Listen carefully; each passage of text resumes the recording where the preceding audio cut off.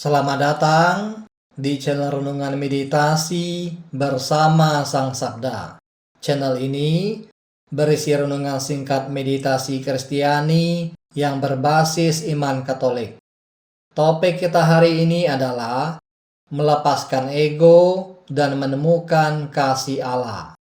Renungan ini merupakan refleksi dari Injil Lukas 18 ayat 9 sampai 14. Untuk itu, mari kita dengarkan dulu Injil tersebut. Dan kepada beberapa orang yang menganggap dirinya benar dan memandang rendah semua orang lain, Yesus mengatakan perumpamaan ini. Ada dua orang pergi ke bait Allah untuk berdoa. Yang seorang adalah Farisi dan yang lain pemungut cukai.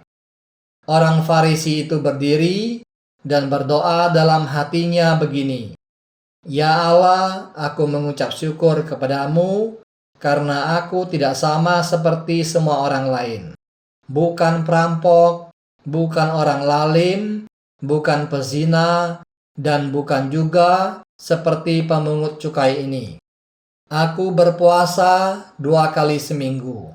Aku memberikan 1/10 dari segala penghasilanku."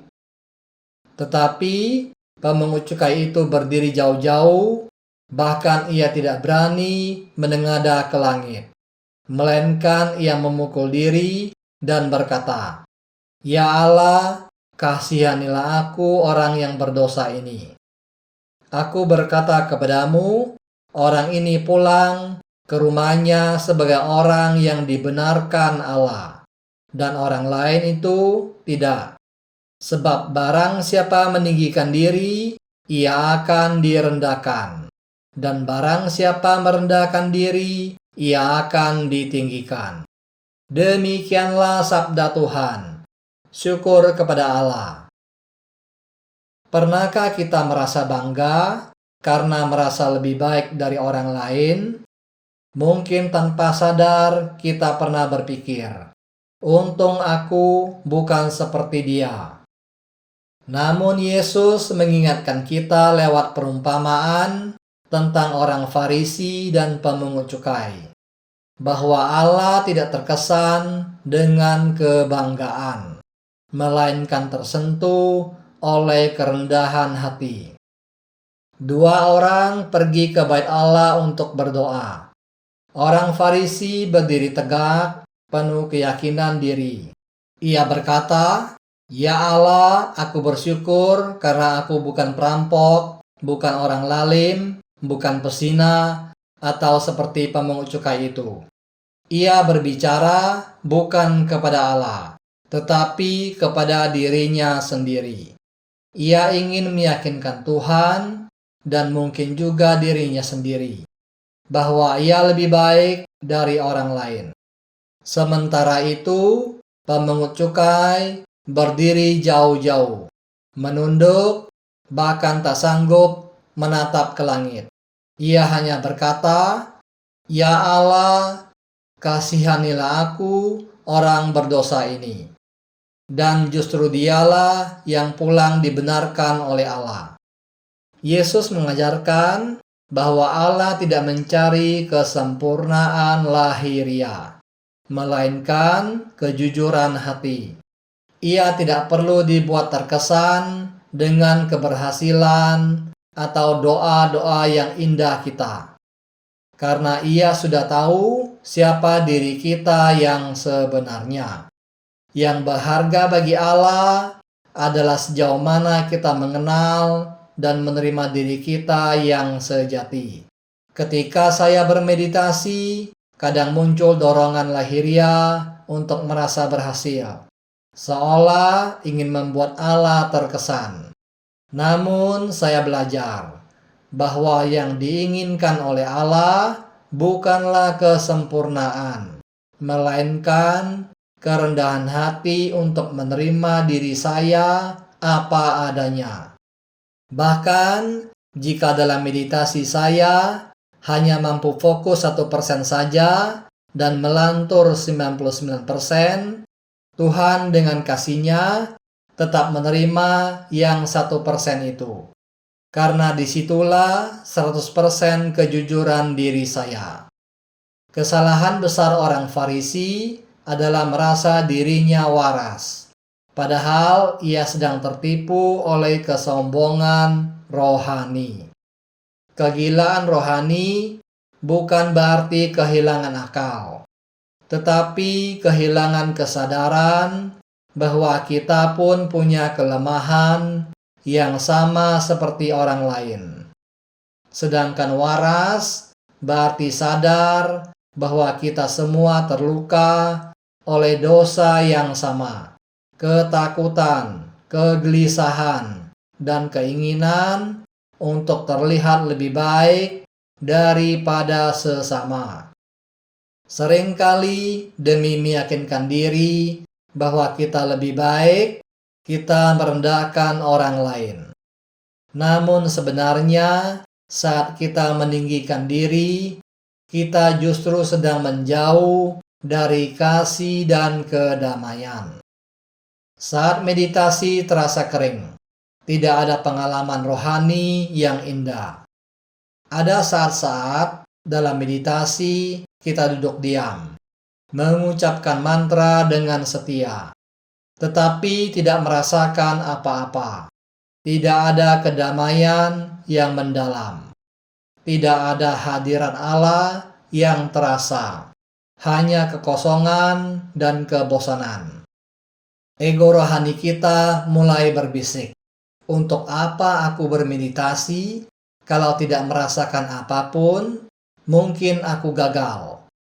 Namun, justru di saat-saat seperti itulah kita sedang diberi kesempatan untuk benar-benar melepaskan genggaman ego kita. Kita belajar tidak mencari pengalaman rohani untuk diri sendiri, melainkan tinggal setia dalam kesunyian dan membiarkan kasih Allah hadir dengan caranya sendiri, bukan dengan cara yang kita inginkan. Ketika kita terus mengucapkan mantra dengan lembut, meski pikiran melantur, kita sedang berkata dalam hati, "Ya Tuhan, aku di sini bukan untuk mencari rasa nikmat rohani, tetapi untuk memberi seluruh diriku kepadamu."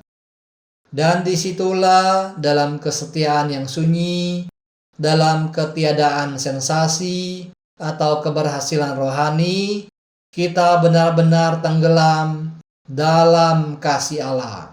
Karena kasih itu tidak membutuhkan pembuktian, tetapi hanya membutuhkan penerimaan. Inilah inti dari jalan keheningan yang diajarkan oleh Pater John Main OSB. Meditasi bukan tentang menjadi lebih baik dari orang lain, melainkan menjadi lebih jujur di hadapan Allah. Dan saat kita menjadi jujur, kasih Allah yang murni mulai bekerja. Bukan karena kita hebat, tetapi karena kita menyerahkan sepenuhnya kepadanya. Demikian juga dalam hidup rohani. Kita diajak untuk melepaskan genggaman ego dan tenggelam dalam kasih Allah. Di sanalah kita menemukan damai sejati, bukan karena kita lebih baik dari orang lain, tetapi karena kita sadar, "Ya Allah, kasihanilah aku orang berdosa." Itulah doa yang paling jujur, paling sederhana, dan paling indah di mata Allah. Dan dari kerendahan hati itulah kasih Allah mulai bekerja di dalam diri kita. Sekarang mari kita masuk ke dalam doa hening. Tarik napas perlahan dan hembuskan dengan lembut. Biarkan seluruh pikiran yang gelisah tenang sejenak. Biarkan hati kita terbuka di hadapan Allah.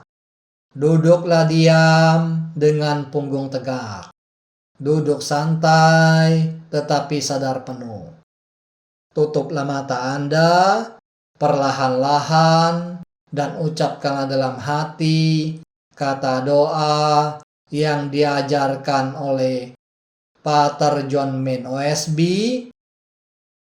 Ma ra na ta. Ucapkanlah kata doa ini dalam 4 suku kata dengan tekanan yang sama. Dengarkan kata doa itu saat Anda mengucapkannya perlahan-lahan dalam batin Anda. Jangan memikirkan atau membayangkan sesuatu yang bersifat rohani maupun yang lain. Bila muncul pikiran dan imajinasi selama bermeditasi, janganlah Anda tanggapi. Biarkanlah semuanya berlalu. Jika Anda menyadari bahwa Anda telah melantur, kembalilah dengan rendah hati ke kata doa Anda. Dengan iman dan kasih, ucapkan kata doa Anda secara terus-menerus dari awal sampai akhir meditasi Anda. Bermeditasilah setiap pagi dan petang selama 20 sampai 30 menit.